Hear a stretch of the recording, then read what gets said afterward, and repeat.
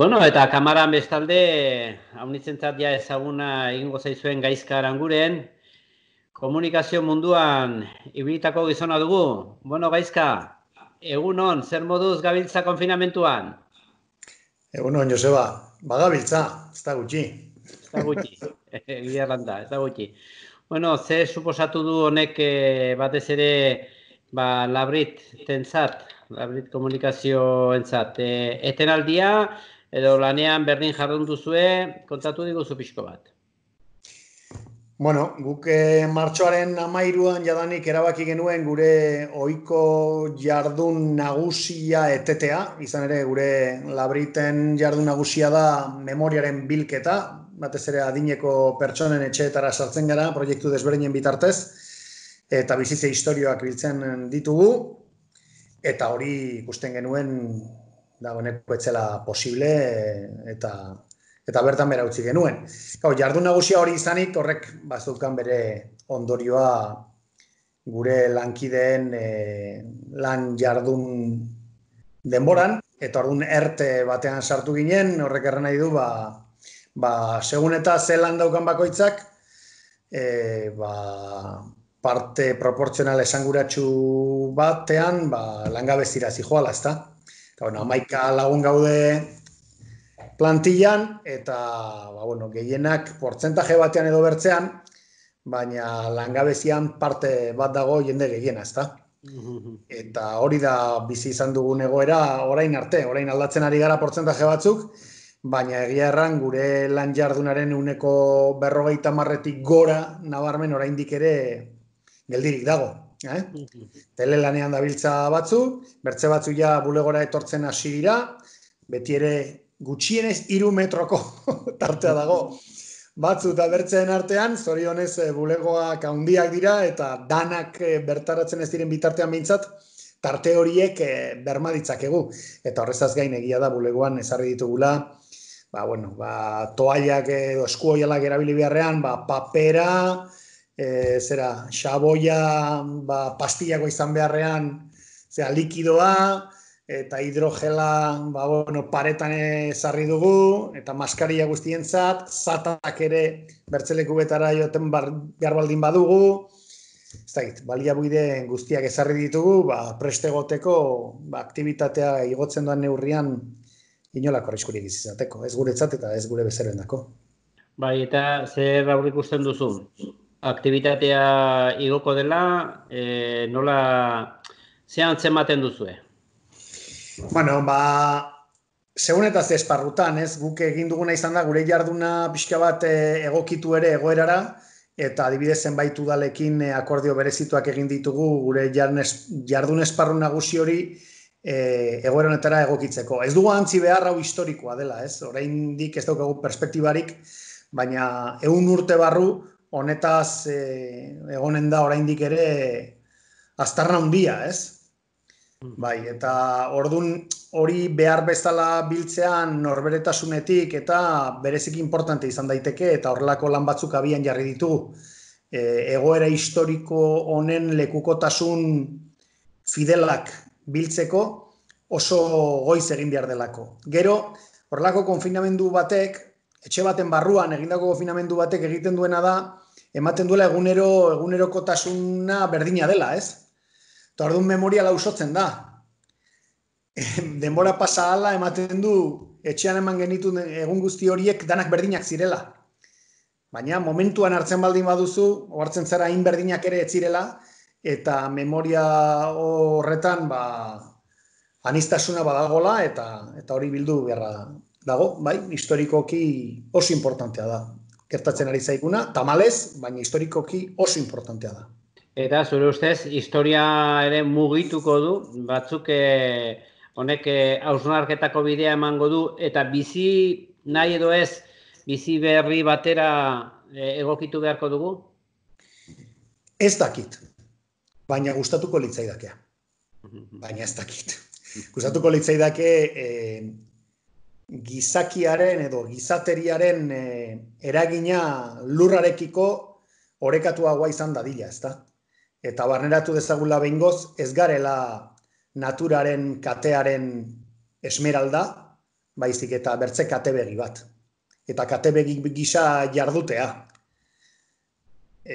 Baina ez dakit horrela gertatuko den, ala ez, ez dakit, giza egoismoan oinarritzen den ideologia ere oso potentea da, ez? Eta nazioarte mailan ikusten dute referenteak oso garbiak direla kasu honetan.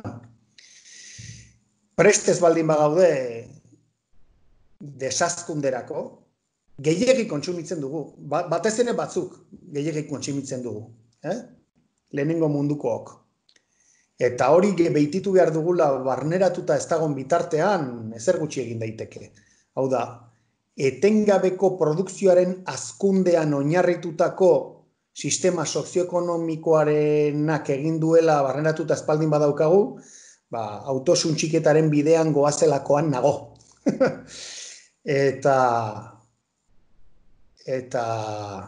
ez dakit hori behar bezain bertze barneratuta ote dagoen batez ere berriro diot gu parte garen lehenengo mundu horretan, ez?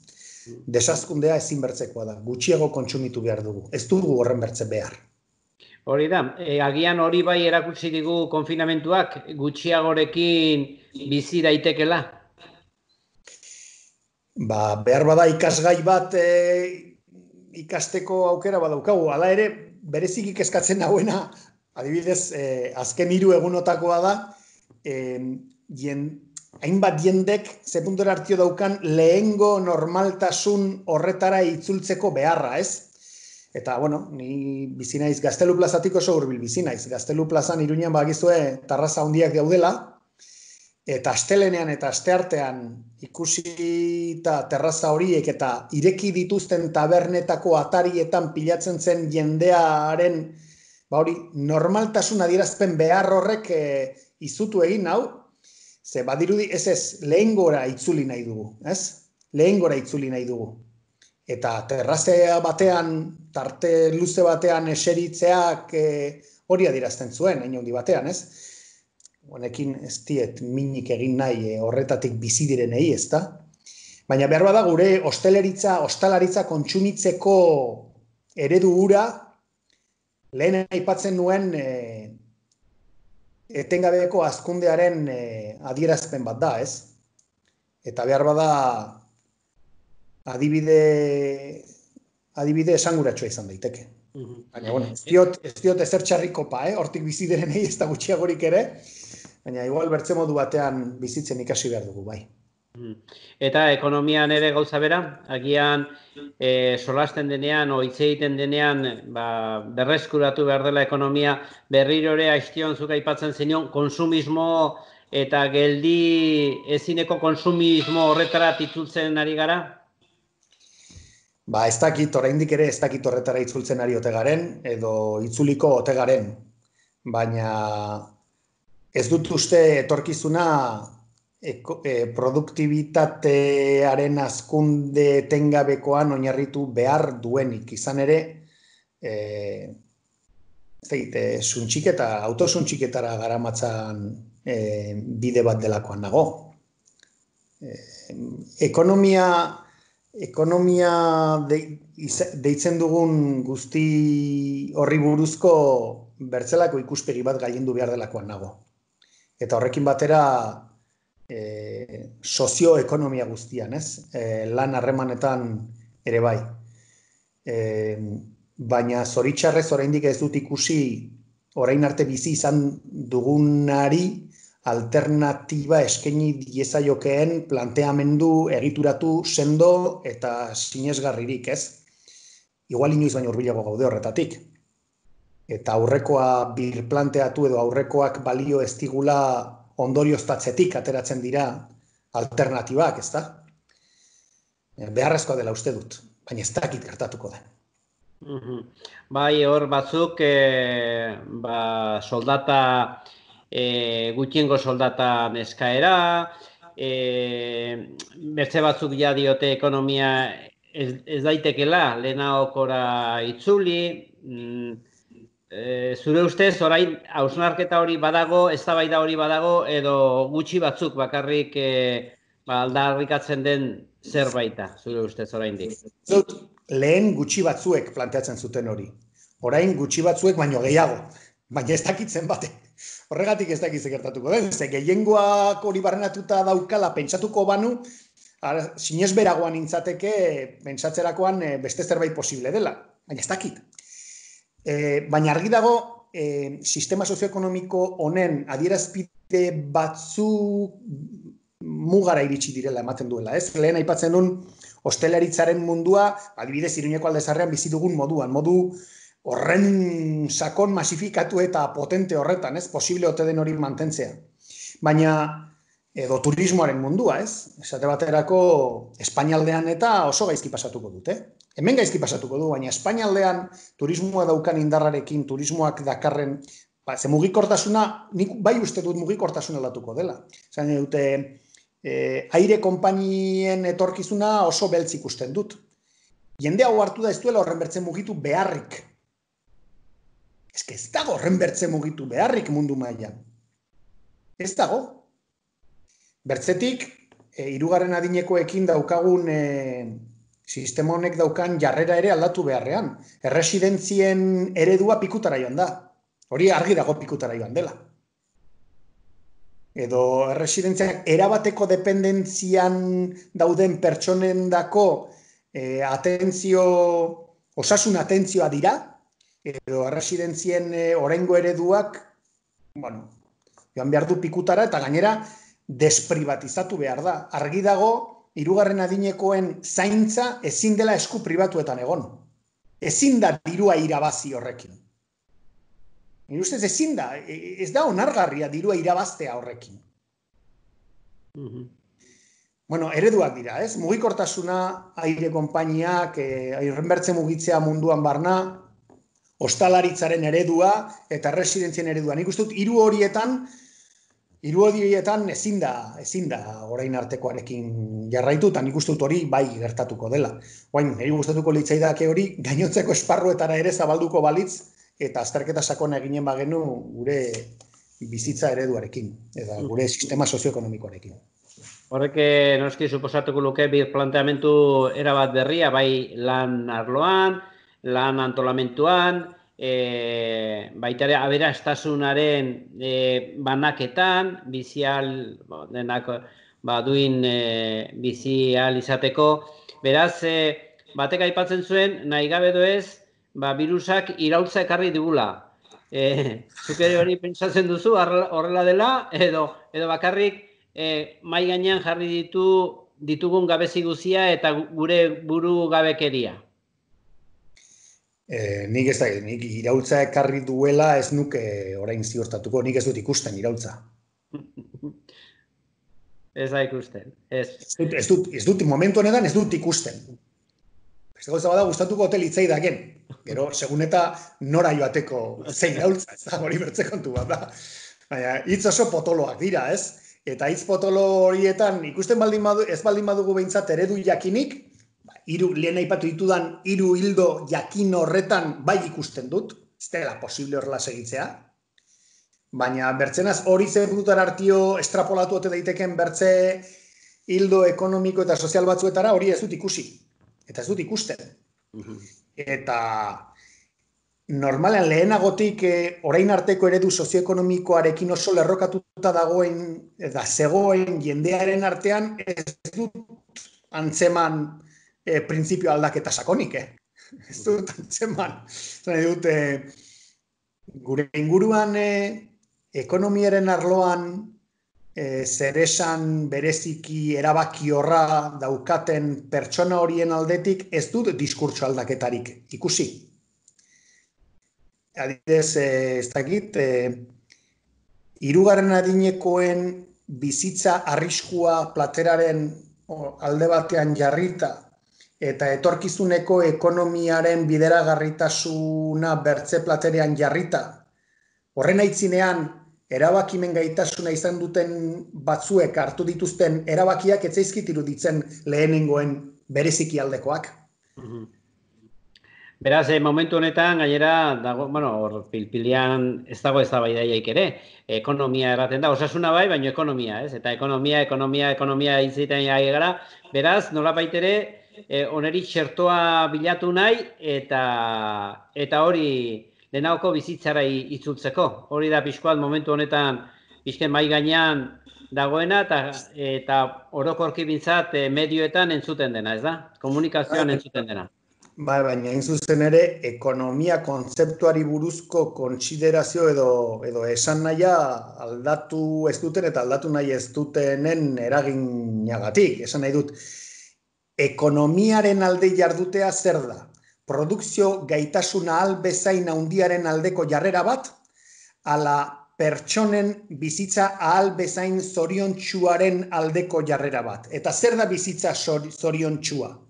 Ahal bezain bertzeko kontsumo gaitasunean oinarritutako ikuspegia, ala behar izan guztiak ase edukita norbere denboraz gozatzeko gaitasuna, gozatzeko gaitasun hori kontsumoaren atzaparretan etengabe egon behar izan gabe.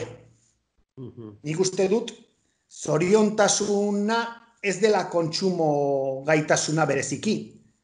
Egin batean izanen da. Baina orain arte izan duguna baino askoz ere apalagoa. Askoz ere apalagoa. Baina ez dakit hori zepututara hartio edatzen ari den, lehen ez zegoen buruetan, eta ez dut sobera ikusten. Zu komunikazio munduan zabiltzana zara, momentu honetan borroka ideologikoa ematen ari da, komunikabideetan, albiste falsuak, baina hori bakarrik erraten da, ez hainbeste mezuena. Fake news edolakoak bai aipatzen dira, batez ere koronavirusaren inguruko gauzak, baina hortik aparte, badago momentu honetan baita ere borroka ideologiko bat ematen ari da medioetan, edo ez, zengatik azken finean, erranda ezagun komunikabideak oso lerrotua daude. Aitortu behar dizut zerbait aldez aurretik, eta da, ez nabilela komunikabideak etengabe ikusten, irakurtzen eta entzuten. Eta uste dut ez dela beharrezkoa ere. Produktibitatea ere hor ere badago, produktibitate gehiagizkoa ere iruditzen zaitegon badagola. Ni saiatzen naiz interesatzen zaizkidan edukietara iristen, gerota gehiago nire baliabidetatik eta egokien deritzodan hildoetatik. Baina ez nago telebistaren aitzinean ia zer ematen didaten ikusten. Beraz, oso nekeza zait baloratzea ze puntutara hartio gertatzen ari ote den komunikabideetan borroka ideologiko hori. Askoz ere denbora gehiago ematen dut sare sozialetan komunikabidei begira edo entzuten edo irakurtzen baino. Askoz ere gehiago informatzen nahi sare sozialetatik, komunikabide konbentzionaletatik baino gaur egun hori ere aitortu behar dut. Beraz, oso baldintzatuta daukat iristen zaidan informazioa eta ez kontrolpean baizik eta, ez dut gehiagoren beharrik ere. Eta informazioa behar dudanean, lehenik eta bain momentu honetan Twitterrera jotzen dut. Baina, eta sare sozialetan ere ez dago borroka hori? Bai, baina, norberak borroka hori bilatu nahi duen enean. Sare sozialetan norbera ibiltzen da, norberak nahi duen esparrutan, eremutan eta eztabaidetan. Hori etengabe aukeratzen duzu, sare sozialetan, ze esparrutan, ze eremutan egon nahi duzun, eta beraz, eztabaida horretan egon nahi baldin baduzu, sar zaitezke. Baina horrek ez du erran nahi eztabaida hori nagusi denik sare sozialetan. Igual, ziurraski asko zere jende gehiago dabil Instagramen ez dakize kantariren argazkiak komentatzen. Borroka ideologikoan baino. Oro erran nahi dut gizartean momentu honetan baita ere ikusten duzu aldeketarik izango direla, baita ere hori jendean arteko informazio hartu emanak eta guzti horretan, edo potereak erabiltzen duen moduak aldatzen ari dira, zer ikusten duzu hor? Zer hausnarketa egiten duzu? Komunikabideen munduan badago gauza bat airean dagona eta azkenen ez dakiguna ze puntura hartio egikarituko den laizterrala ez, eta da 5Garen etorrera ez. 5Gak kontrolatzen du Ez bakarrik ikusentzunezkoaren, baina bereziki ikusentzunezkoaren difusioaren gaitasuna, kanalak. 5G-an zirrikiturik ez baldin badaukazu, bukatuta zaude. Eta horregatik estatuak bere eskutik hartu du 5G frekuentzien banaketaren eskuduntza osoa. Eta hor dabiltza, Movistar, eta telefonia, batez ere telefonia enpresak hori erosten, ez? Frekuentziak erosten. Eta gainera, etorkizunera begira. Atera dituzte pare bat konkursoia horretan, eta hortxe dabiltza hori erosten. Izan ere, 5G-ak eramaten gaitu garaibateko radiofrekuentzien kontrolera erabatekora. Eta orain arte kablea baldin baduzu, nahi duzun lekura joan zaitezke, baina 5G-ak berriro ere kablea pikutara bidaltzen du. Eta ikasia dugu komunikazioaren esparruan gizabanakoak hobetsi egiten duela nolakotasuna edukiaren gainetik. Atzera joan da, bere garaian bideoak hasi zirenean, bideozintak hasi zirenean, zegoen VHS eta beta. Eta bertzeren bat ere bai, baina batez ere VHS eta beta, ez? Nork irabazizun? Txarrak irabazizun. VHS-ek irabazizion betari. Merkeagoa zelako, errazago sartzen zelako, ez? Naiz eta kalitate txarragoa izan, beta baino. Eta berdin gertatu da, etengabe, erraztasunak, gizabanakoaren dako erraztasunak kalitatea gailendu du. Eta 5G-ak berriro ere frekuentzia banaketa horretara garamatza, eta beraz, estatu nazioen bitartez kontrola. Hor dabiltza, estatu batuarrak txinatarrekin izugarrizko leian eta gerran 5G-aren gatik, ez? Huawei garatu duen ez batez ere 5G-a, estatu batuak dabiltza horrekin, batzuk gero hori lotzen dute koronavirusarekin eta gauza guzti horiekin. Erran ez dut maite horrelako konfabulazioen teoriak eta, baina zera pelikulak eta buruan pelikulak egiteko aukera ematen du, guzti honek, ez pentsa, bai?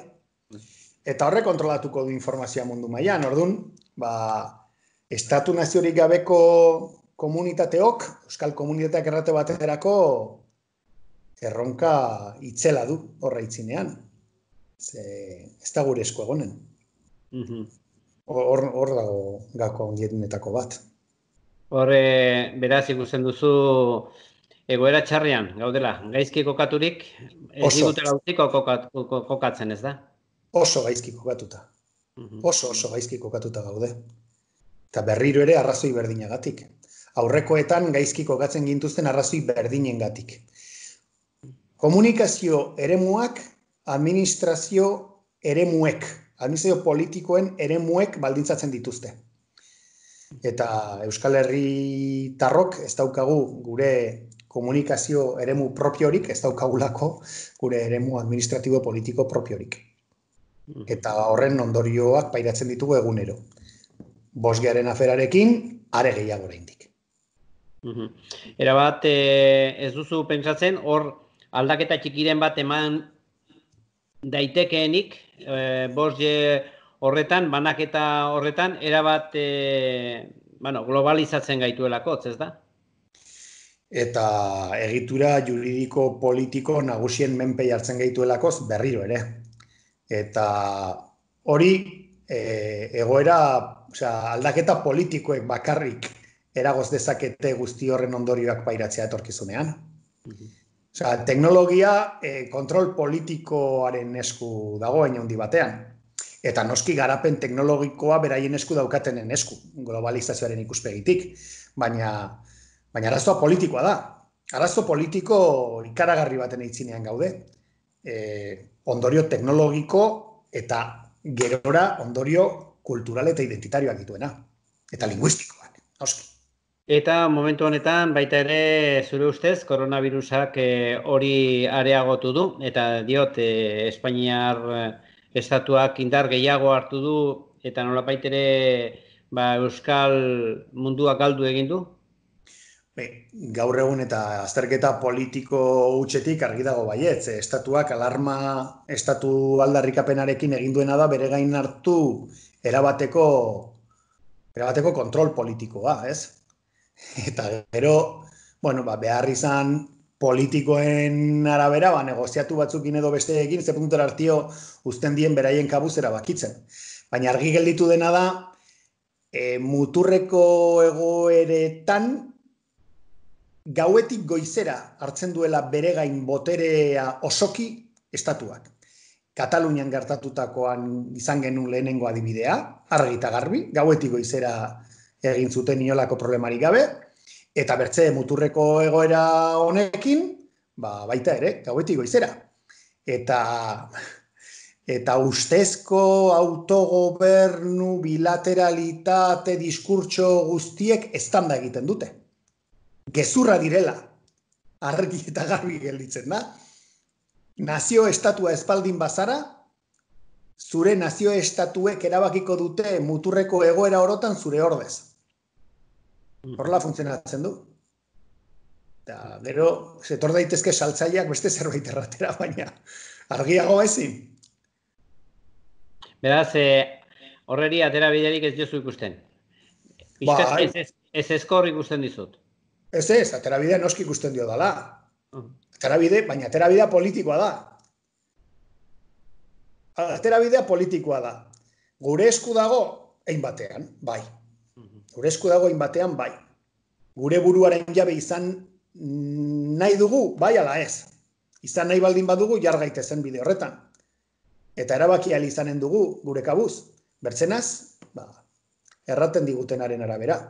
Eta erraten digutena ez da izaten gure kultur komunitatearen hobebeharrez pentsatzen duten eskutik. Ez dute pentsatzen gure iraunkortasunean, erabaki horiek hartzen dituztenean. Beraien iraunkortasunean pentsatzen dute. Estatu Espainiarrean turismoa pikutara doalarik eta barne produktu gordinaren 13% pikutara doan momentu honetan, eskaiezu independentzia. Eskaiezu. Eta horrengo gunean duzu Espainiar komunitatearen gehiengoa ultraeskuin nazionalista boterean jartzen. Eskaiezu independentzia.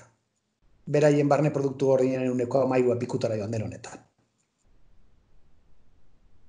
Beraz, etorkizuna beltza, iluna edo... Ez, nik uste dut ekintzailetazunerako argudioak direla. Ez da horrela gelditzeko eta horrela jartzeko. Uste dut ikusten dela, ez? Ez da, ez. Bada, ia zer egin behar da, hori gertaz da. Eta hori egin, baina gauzak horrela direla, bai, horrela dago, horrela daude gauzak. Bertze modu batera egon daitezen nahi dugunok, ekin beharko dugu. Ez gelditu geldirik, ekin beharko dugu.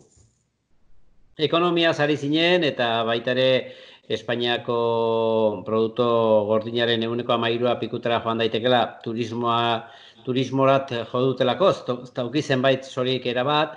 Hemen, gure Nafarro honetan eta Euskal Herrian, zure ustez, baita ere, hainbat arlotan burutu jabetasun gehiago beharko genuke, eman dezagun bai nekazaritza, edo koizpenetan, adibidez, igual adibidez sinpleena jartzen dugu edo ateratzen da orain kontura, eta da maskarilena, denak Txinatik badiduri ekarri behar ditugula, eta hemen ez garela gai, maskarila edo agoko batzuk egiteko.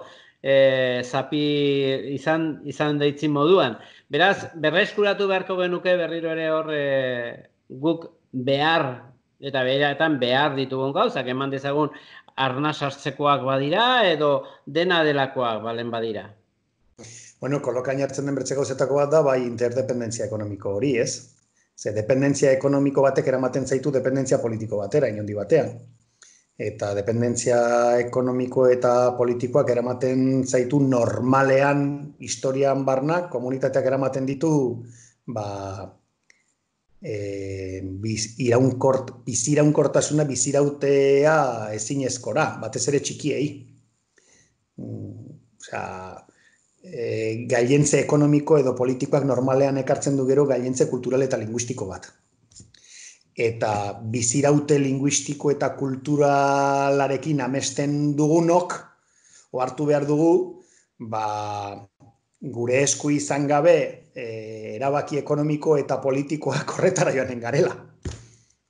Horretara, gure buruaren jabe espaldin bagara, gure interesen araberako erabakiak hartzeko gaitasunik espaldin badaukagu, zer espero dezakegu. Bertzeek gure interesen arabera begiratzea, ez, danok interes berdinak ditugu, gezurra. Nire interes gorena bizitza honetan ala erabaki dudalako, nire hizkuntzaren biziraupena baldin bada, guk uste dugu Pariseko gobernu batek edo Madrileko gobernu batek horren arabera erabakiko dituela gauzak? Noiz egin du horrela. Inoiz ere ez? Zertarako? Ze interesukan dezake horretan. Zero pelotero. Ze gertatzen da? Ze gaitasuna daukagu bi nagusi horien aitzinean gure kabuz antolatzeko? Autoeraketa kontzeptuak ateratzen dira, ez? Gai izan baldin baginen ikastolen mugimendua sortzeko, eta gai izan baldin bagara bertatik bertara autogobernu esparru auzolanean eratutako autogobernu esparru eta arnasguneak eratzeko, jarraitu beharko dugu. Argi dagona da, bortxaz, haiek asko zer indartsuagoak direla. Asko zer indartsuagoak dira. Eta beraz, oinarritu beharko dugu autoeraketan. Beraz, Nafarroak ere dependentzia handia du ekonomikoa kanpotik, pentsatzen dut, ez? Batez ere, multinazionalak daudelakotz, eta horiek indarra handia daukatelakotz. Erraten da, horietariko batek ez dula egiten balen badu, ja, Nafarro osoa gripeekin jartzen garela. Horietariko batek ez, batek. Bai, Volkswagen dependentzia egon badagoen handi batean, noski baietza. Bai, gure esportazionuneko 80 uste dut dela Volkswagen, ez? Nafarroa garaikoak. Baina Euskal Herri gisa pentsatu behar dugulakoan nago, ez? Eta Nafarroa garaia gisa pentsatzerakoan, etorkizunera begira ekonomia gure gaitasun handienetan oinarritu beharko dugu. Nik Volkswagen ez nuke botako Nafarroa garaitik, esan nahi dute, baina argi daukaguna da, momenturen batean Alemanian erabakitzen baldin badute, ez zaiela gehiago interesatzen, mantendu dute produktibitatea oso nadelako hemen. Hemen lan kultura oso potentea da. Oso potentea da lan kultura. Lanerako kultur oso potentea daukagu. Zorionez. Eta kanpoko batzuk hartuta daude horretaz. Ameriketan Euskaldunek daukaten fama inaundi batean horregatik izan zen, eta izan da. Gero denetarik dago, Baina, badirudi bataz bestekoan ongi gabiltzala. Eta Volkswagenek bere produkzio zentruen artean egiten dituen konparazio horietan ere oso nabarmen gelditzen da horrela dela. Baina, nik uste dut pentsatu behar dugula gehiago bertzelako sistema batean oraindik ere potenteago izan elitzatekela. Gure auzolanaren kultura zentzu horretan oso adierazgarria da, ez? Auzolanaren kultura ikuspegi kapitalista batetik nola balioztatzen da? Balioztatu izan den bezala ziur aski dependentzian lan egiten dutenena, zero patatero. Eta orain hartzen gara dependentziak ze produktibitate, zaintza lanek ze produktibitate daukaten. Irakasle batek 20 haur dituenean bere klasean produzitzen du bere hezkuntzaren ikuspegitik irakasten duena, gehi zaintza lan horrekin haur guzti horien gurasoek produzitzen dutenaren ze portzentaje. Orain ikusten ari gara ze portzentaje den. Orain, kontziliazioa babestu behar dugunean. Zenbat balio du orduan irakasle horren lanak? Guraso horien lanaren ze portzentaje dagokio irakaslearen lanari? Edo erresidentzian dagoen langileari? Eta zenbat kobratzen dute? Bai batzuek eta bai bertzeek. Zenbat kobratzen du aurreskolara edo eskolara alaba eramaten duen ingeniariak akzionan, zenbat kobratzen du bere alaba zaintzen duen irakasleak, eta zenbat kobratzen du bere ama erresidentzian zaintzen duen zaintzaileak. Ingeniari horrek kobratzen duenetik, zenbat produzitzen du irakasleak eta zenbat produzitzen du erresidentziako langileak.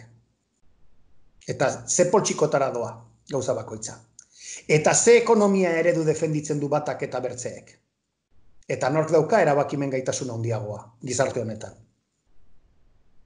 Orain ikusten da, errealitatea zein den. Eta ze gaizki banatuta dagoen dirua zentzu horretan, ez? Beraz, badago, non hausnartu eta baita ere ze bide hartu erabakietan. Dena den, ja itzultzen ari gara normaltasunera, zure ustez itzuliko gara edo egon beharko dugu virusarekin hartu emanetan eta bertze bizimodu eredu bat eraman beharko dugu bai ala bai. Ez dakit, baina ematen du orain arte gizateriak fisikoki pairatu ez duen virus batek lekua eskatzen duela gure organismoan, eta 16. mendean Euskal Herritik Espainiar imperioarekin Ameriketara zijoazenek eramaten zituzten virus haiek bezala, beira ze gertatu zen, ez, 16. mendean Ameriketako bizilagunekin, hemendik eramandako virusekin. Ez dut erranen gauza bera gertatuko denik, bertze egoera soziosanitarioan bizigarelako, zorionez, eta gainera Europa zaharreko biztanleok ez gaude kontsideratuta garai hartan Ameriketako biztanleak bezala basabereak eta esklabu, beraz, bertze aukera batzuk ditugu, baina, virusa gurekin gelditzeko dator. Eta txertoa ez dagoen bitartean, autoimmunizazioa da bidea, eta autoimmunizazio prozesu horretan, ahulenak bidean galduko dira, behintzat, osasun bitarteko aski ezpaldin badaude. Eta ematen du ez daudela, behintzat, modu jakin batean, normaltasunez bizitzeko hori gertatzen den bitartean. Ze portzentaje, ze biendat bizitza ordaintzeko pres gaude ustezko normaltasunaren mesedetan. Hori da, bertze, eztabaida ideologiko eta politiko bat. Eta mundu mailan begiratzen duzunean ikuste dezakezu. Gobernu bakoitzak hartu dituen erabakiak inundi batean horren arabera hartu dituela, ez? Hala iruditzen zaite, baina berez ez dakit. Beraz, hortzen utziko ditugu, pixkoat inkognita guzioiek jazertan aurreratzen dugun. Azken galdera beti egiten dut, kasu honetan ja ez dator galdera egitea, baina, tira, hausnarketarako emango du ere. Zer egingo du gaizkaran gurene, konfinamentua akitzen den biramunean. Erran daiteke ja, konfinamentutik, mintzat, konfinamentu gogor hortatik kanpo gaudela. Orduan, badaki zer ez duen egingo, baina zer egingo du? Oso nire buruari eta norberekeri osoz erantzunen dizut, gaur ireki du Nafarroako gobernuak goiko amuarrain eremuan arrantza egiteko baimenak eskatzeko epea. Eta nire asmoa da erreka batera joan arrantza egitera. Baina gero berriro itzultzen dituzu amuarraiak uretara edo gaurkoan etxera karriko dituzu? Beti itzultzen dira, aspaldi erabaki nuen itzultzea eta gainera erabaki nuenean pentsamendu honekin. Etxera ekartzen ditut bakarrik, uretatik urdaiazpikoarekin ateratzen diren amuarrainak. Hala. Eta beraz, jartzen duzu baita ere urdaiazpikoa jartzen diozu? Ez. Nik euliz egiten dut arrantza, euli lehorrez, beraz, bakarrik ateratzen direnak normalean, ninfaren bat, baina ez, erran nahi dut, adierazteko beti itzultzen ditut, izan ere, orain arte behintzat, etzait amuarrain bakar bat ere atera, Urdaiazpikoa hegalpean. Hegalpean, ez da? Behar bada bastan ibaiko goikalde horretan amaiur inguruan errandidate batzuk agertzen direla Urdaiazpikoa hegalpean, baina ez dut ikusi orain arte. Ez dut ikusi oraindik. Beraz, bueno, eta Amu arraina uniz dago? Arraina uniz dago? Leku batzutan inoiz baino gutxigo. Bai. Eta beste batzutan, bai. Bastan bidasoaren arroan ez dago gaizki, normalean mantentzen da, izan ere ur kuantitateak irauten du, baina Pirineo aldeko nik maite ditudan erreketan, ni bastan bidaso oso gutxi baten naiz, nahiago izaten dut isuri mediterraniarra, bueno, Amu arrainen koloreak eta iruditzen zait politagoak direla, ez nabil Amu arraina handi bila, baizik eta ingurumen jakin baten bila, eta oso Pirineo zalea naiz, eta errekasto txiki zalea naiz. Eta izan ere arrantzara joaten naiz inguru mari horretan egoteko, bereziki. Bestea, bueno, aitzakia importantea da, arrantza ibiltzearena, eta Amu arrainekin harreman tortura hori erabiltzen dut, hori ere aitortu behar dut, baina Pirineoan oso gaizki dago afera. Gero eta ur gutxiago dagolako, eta aldaketa klimatikoaren eraginez dirudienez horregatik da, uraren temperaturak goiti egiten duelako, eta uraren temperaturak goiti egiten duenean, zenbait adituk diotenez, gradu bat gora egiten duenean, irreka edo ibai baten temperatura urteko bataz bestean, salmonidoek kilometro bat gora egiten dute errekan, eta kilometro bat erreka batean asko da. Gora egiten dute ur hotzagoen bila, noski. Eta hori gertatzen ari da. Eta gainera gu gaude Europa mailan salmonidoen mugan, nolabait, ez? Gero, bueno, badaude Iberiar penintsulan beherago altitudean eta aurkitu ditzakezu, baina gu gaude mugan. Horregatik daukagu Nafarroa garaian goiko Amu arrain eremua, salmonidoa uniz dagoena, gero mistoa eta gero ziprinikola den eremua. Mugan gaudelako. Ziprinikola eremua gero eta gorago dago, eta salmonidoena gero eta leku gutxiago dauka. Horregatik batzutan ere Errobi ibaiaren dako lizentzia baimena ateratzen dut. Garestia jartzeute, oso garesti. Baina hori ere ateratzen dut, ez da dara. Eta, bueno, ja kuriositatez, Amuan kamara txiki bat horietai jartzen duzu, nortzen duten eta goa zabaltzen duten, oraindik ez. Ez, egia da, bi telefono galdu ditu dela arrantzan nabilenean, Amu arrainei argazkiak eta bideoak egiteagatik. Uretara zaizkit eta bi izorratu ditut horrela, eta etxean tarteka gogorarazten didate. Bronka pixkat bota seme-alabaen bati. Kontuz telefonarekin ez dizut beste bat erosiko. Eta horren ez zuk arrantzan bi galdu dituzu, kabroia. Eta arrazai dute. Baina ez, Amuaz.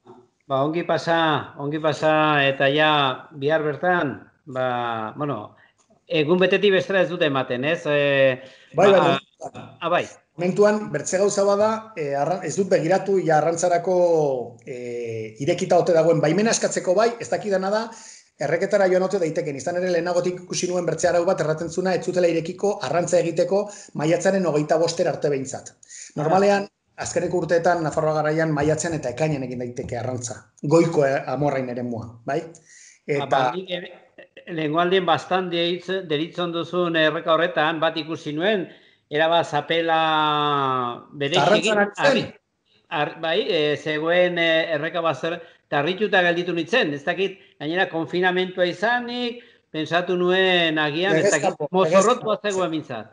Arrantzan ari baldin bazen legezkanpo zegoen, hori seguro. Bai. Bueno, eta mozorrotzen zera edo ez? Nola mozorrotu? Mozorrotu arrantzara gateko, ni zer dakit.